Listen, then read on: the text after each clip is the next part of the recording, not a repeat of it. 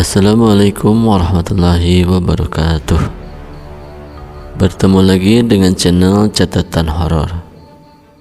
Dan untuk kisah kita kali ini akan saya bawakan sebuah cerita yang berjudul Mata Batin, karya dari Pia CVR Bali. Dan bagi sahabat yang baru bergabung, boleh tekan dulu tombol like dan subscribe-nya, juga nyalakan tombol loncengnya agar tidak ketinggalan cerita selanjutnya. Lalu bagaimana dengan ceritanya? Langsung saja kita masuk ke ceritanya.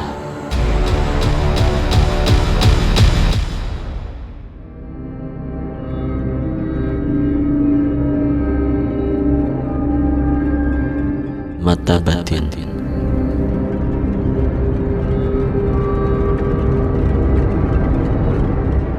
Di sebuah sekolah SMA, seorang anak gadis bernama Jihan yang duduk di kelas 10 MIPA 2. Ia merasa janggal sebab teman sebangkunya akhir-akhir ini tidak pernah masuk dan selalu absen.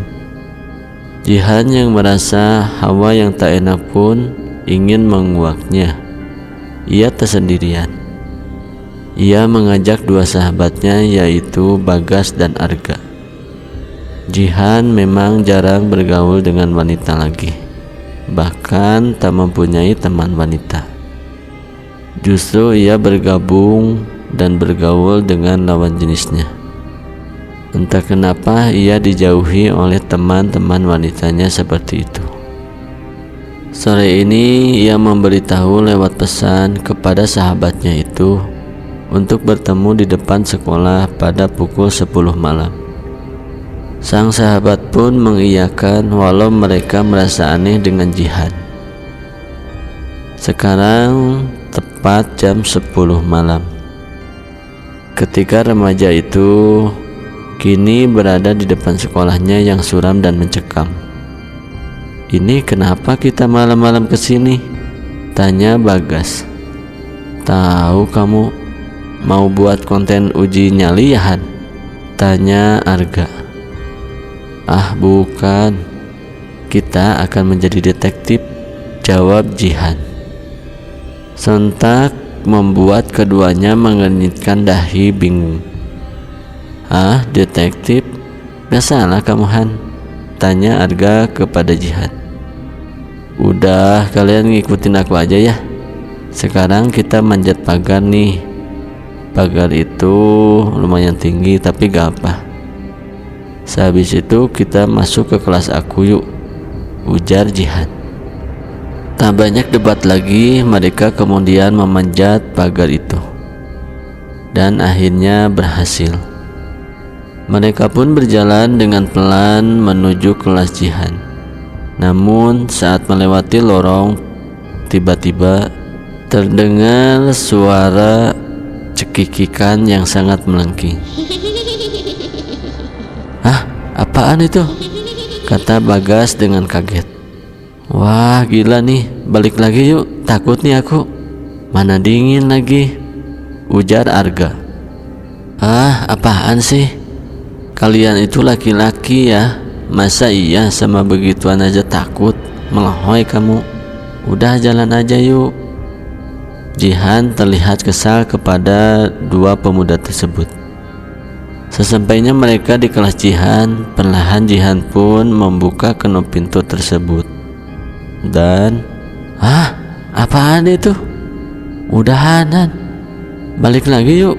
Bagas pun merasa ketakutan. "Tahu, Han, aku mau ngompol nih," ujar Arga seraya menyembunyikan pandangannya di balik badan Bagas. Namun nyatanya Jihan tak memperdulikan mereka. Jihan justru berjalan menuju makhluk yang berwujud seorang pelajar siswi tersebut. Makhluk itu berpenampilan dengan seragamnya yang dipenuhi noda darah.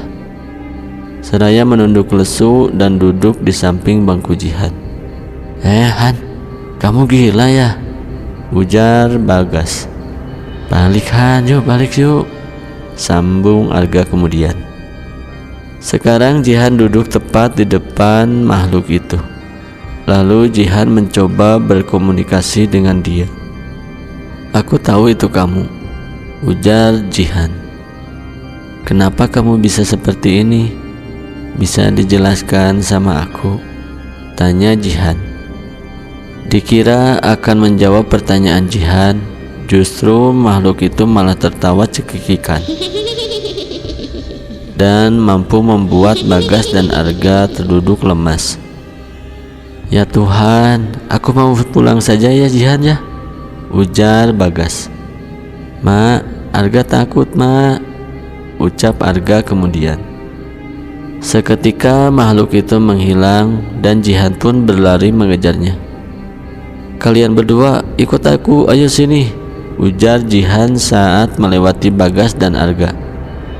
Hai, tunggu hai," ujar mereka lalu berlari menyusul Jihan. Jihan pun melangkahkan kakinya menuju arah rooftop. Saat sampai di tengah tangga, Jihan pun berhenti. Kalian berdua dengar gak?" tanya Jihan.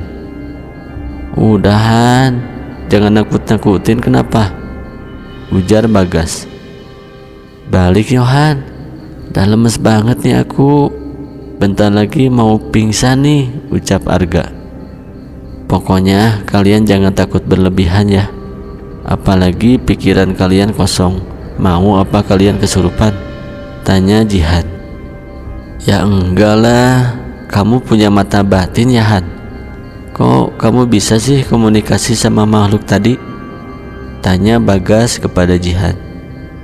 "Tahu nih, kagak cerita kamu ya," sambung Arga. "Aku memang sudah punya dari semenjak aku kecil. Nah sekarang aku mau ngungkap perkara teman sebangku aku yang hilang beberapa hari ini. Nah aku dapat petunjuk dalam mimpi aku nih, disuruh ke sekolah malam-malam. Nanti katanya bakal tahu sendiri gitu," ujar Jihan panjang lebar. Tiba-tiba suara cekikikan tadi itu pun terdengar lagi dengan sangat melengking.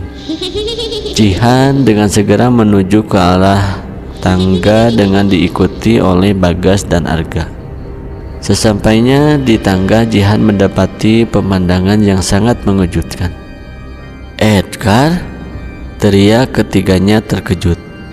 Pasalnya makhluk tadi tengah mencekik Edgar. "Sena, aku mohon lepasin Edgar," pinta Jihan. Makhluk yang bernama Sena itu pun kembali tertawa dengan keras, membuat siapapun yang mendengarnya ingin sekali berlari ketakutan. "Tahu apa kau soal aku, ha? Jangan hentikan aku kalau kau tak mau kena imbasnya," ujar Sena seraya mengeratkan cekikannya kepada Edgar. Jihan kemudian mencoba menerawang ada hubungan apa antara Edgar dengan Sena. Kini tubuh Jihan berada di dalam gudang sekolah. Ia melihat ke arah pintu gudang. Masuklah kedua sejoli yang tak lain ternyata adalah Edgar dan Sena. Kenapa mereka ke gudang saat masih waktu sekolah? Gumam Jihan. Jihan melototkan matanya tak percaya. Edgar melakukan aksi bejatnya, yaitu melecehkan Sena. Sena pun mengancam Edgar akan melaporkan aksinya ke polisi.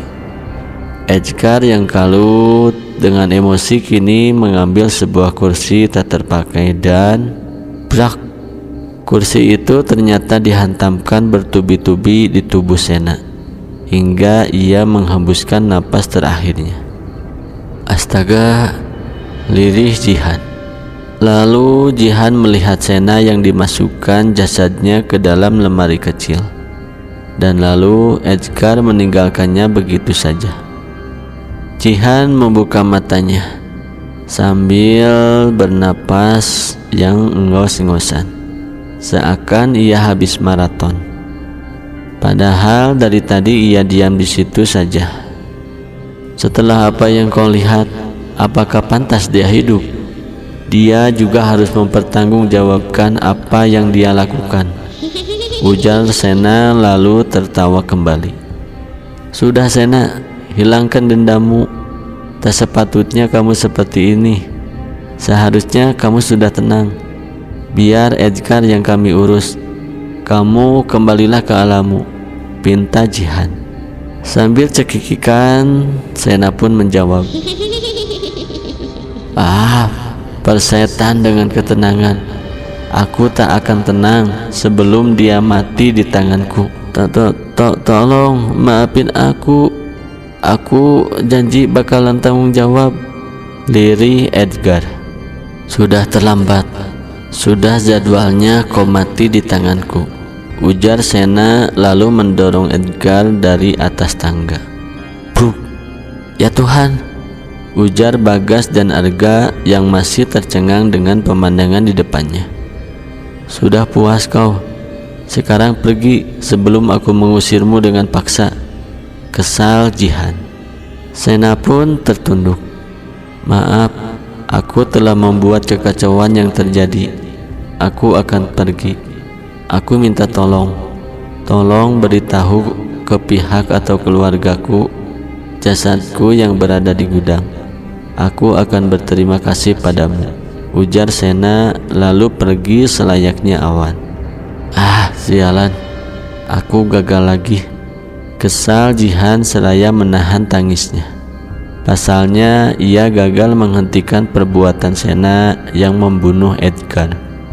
Sudah Jihan, kamu jangan salahkan dirimu sendiri, ujar Bagas menenangkan. Betul itu, ini juga sudah hukum alam, lanjut Arga.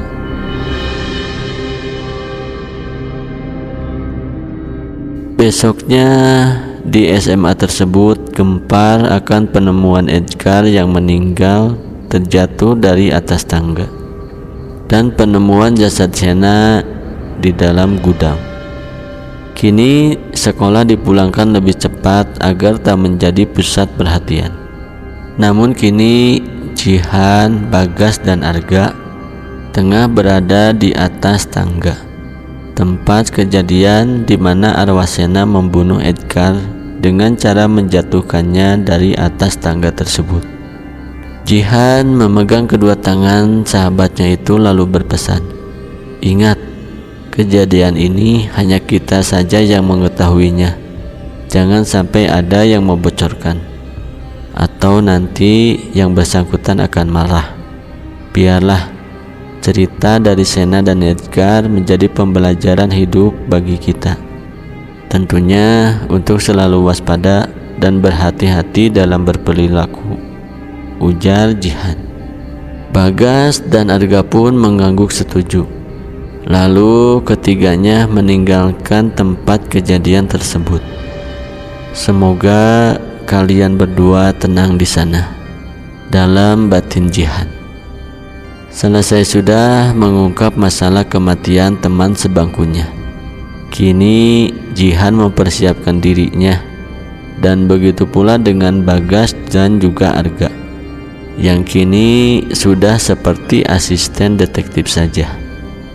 Kini mereka siap mengungkap permasalahan atas kematian yang janggal di kasus-kasus berikutnya.